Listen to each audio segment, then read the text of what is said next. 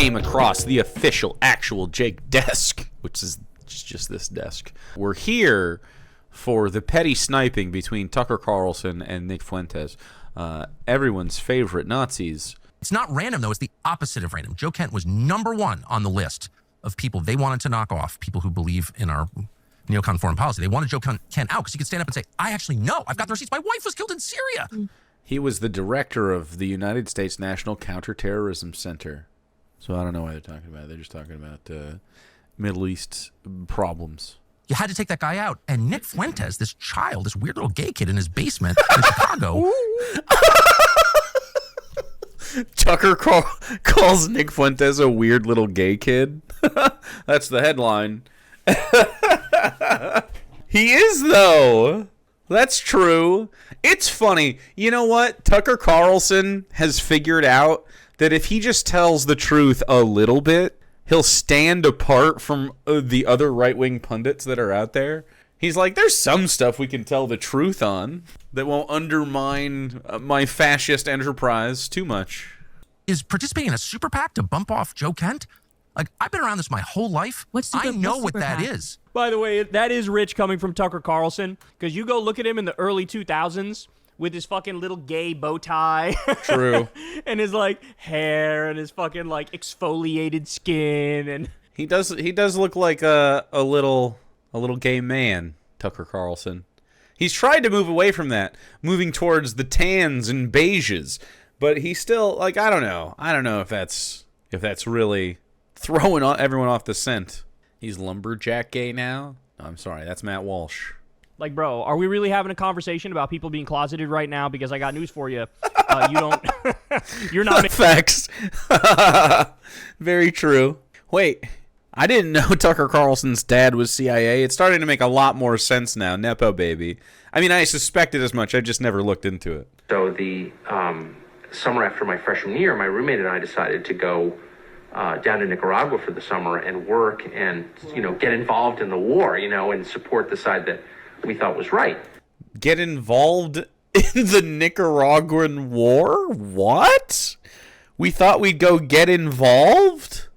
Which is not the Sandinista side. And people know that you were actually... Yeah, of course. He was on the opposite side of the Sandinistas.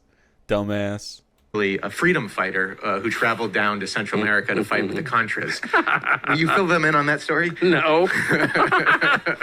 We spent the summer in Nicaragua trying to get a sense of the war there, and all kinds of hilarity ensued. But So, sent to how did he get sent to Nicaragua? Where the CIA was waging a dirty war, by the way. How did he get sent there? From his dad. His dad worked for Voice of America, which is like the CIA's fucking radio station, the American propaganda radio station. Like, his dad hooked that up. His dad sent him there. His dad was an American propagandist radio guy? I don't know if it's very conspiratorial, but I might be seeing how Tucker Carlson found his career path. Okay. He's mad. He's wearing his flannel, so he's not gay, even though he sucks dicks.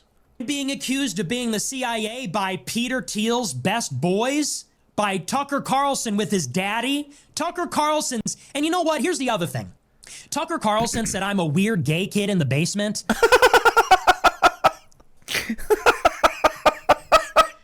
That's kind of a good clip.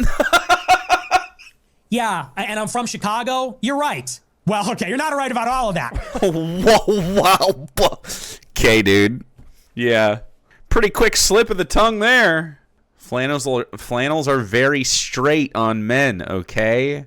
If you wear a flannel, totally straight. If you're a femoid, gay. What have you done? Yeah, well, he came out. That's nice. You're just feeding the gay rumors now, Nick. There's a lot of rumors out there, Nick. I know you've seen the rumors. Seen some fucking videos. But I wasn't born with a silver spoon in my mouth. Tucker Carlson says, I have so many trust funds, I never have to work. Tucker went to a $45,000 per year private high school, then a $45,000 per year selective Ivy League school in New England. Tucker Carlson's daddy was a Reagan appointee. Yeah. And then after... Okay, so why are you're against capitalism and nepotism suddenly? Like, these guys, when they get down to it, they realize that, like, yeah, the system sucks and it puts stupid people in positions of power. But then you turn around and you're like, but this is the good system still. It's a good one though. Even though it fucking sucks. I'm mad about it. Years of bragging about being an elite, bragging about being so out of touch and so rich. Now he's going to be the spokesperson for all the white people. Now he's going to roll up his sleeves. I just like to hunt and fish in my log cabin. I care about Klarna and credit card debt. But then when it comes to me, I'm one of the real disaffected white people. You want to talk about... Oh, poor Nick, a disaffected white guy? Look, I don't know. I don't know if I'm really worried about Nick Fuentes' plight in any sense. I think I'm just okay with watching this guy be disaffected. Me and them, I am them. He says Nick Fuentes is leading all of the disaffected young white men. I am a disaffected young white man. I was a precocious, intelligent, young white college student who went to Boston University. I was. Who was pro-Trump and red-pilled by Trump and animated by Trump's message of America first. And I asked questions about Israel, and I was punished for it. I was just asking questions about Israel. Dude, this fucking guy... just a Nazi. I think it's funny that the right is fracturing, and it's like far right guys, like neo-fascists, neoconservatives. Like, we have a bunch of shitty fucking people out here. It just never ends. I did it years before Tucker Carlson started talking about Israel last year. And I sacrificed, and I was targeted by the ADL, by the SPLC, by the federal government, by the conservative movement that both Candace and Tucker were a part of. Candace and Tucker... I love that he's having a bad time. It's That's good. Look at all these people who betrayed me. Good. Hilarious. Let them fight. And nothing to say about Israel until it became unavoidable last year. Not popular, but unavoidable. And now they want to gatekeep me out and do this personality attack and say I'm a bitter loser in my basement from Chicago. Yeah. I'm a kid from Chicago. Yeah, you are definitely. He's definitely a bitter loser from Chicago. And they slipped up there because they forgot for 1 second that they're pretending to be the spokesperson for exactly that kind of person. Tucker's mask slipped, and he forgot for a minute that for 8 years he's been pretending to care about the plight of weird kids in their parents' basement who are broke and didn't go to an Ivy League school, living in cities that don't matter like Chicago, not like Washington, D.C. or LA or New York. What a fucking pity party. This is what it's always been. I'm a disaffected white poor guy. I'm not going to identify the actual problems. I'm just going to lean on racism and being an incel. Instead of like, oh, wait, the system that creates Tucker Carlson's and Candace Owens and Donald Trump's, all the people you're not liking all of a sudden.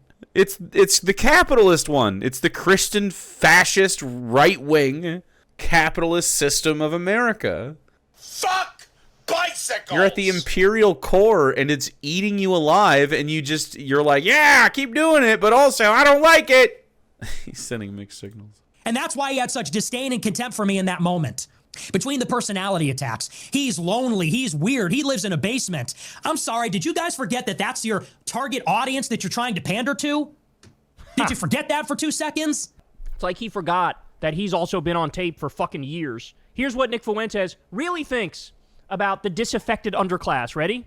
They only care about their particular experience. They don't care about anybody else. So now he's like, well, maybe I'm one of these. Yeah, I'm one of these. And it's your hypocrisy now that you're saying you're not for it. But like, he's just trying to win an argument in the moment because he's an emotional guy. He doesn't have any like real principles when it comes down to it. He just wants to be smarmy, and he just wants to feel like something about himself is superior when nothing is. So he's trying to find it. People of this country are furious. Well, he definitely wants to grift. He gets paid to do it. They don't like my hatred for the poor. They don't like that, and I don't know why. I don't get it.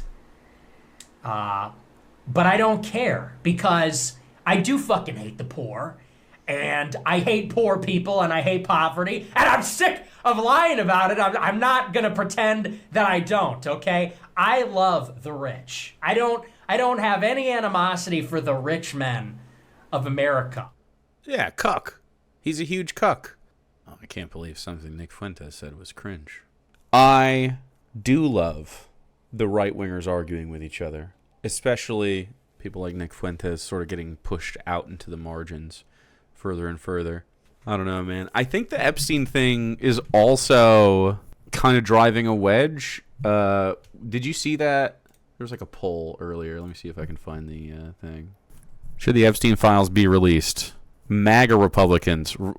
We're separating it. Independents, which is, let's be real, not centrists, mostly leftists, and then Democrats. Everybody wants this. I guess we'll see. I guess we'll see if their infighting does anything. I guess maybe Kyle's right. Maybe at least it's just blood sports that we get to have fun with for a second.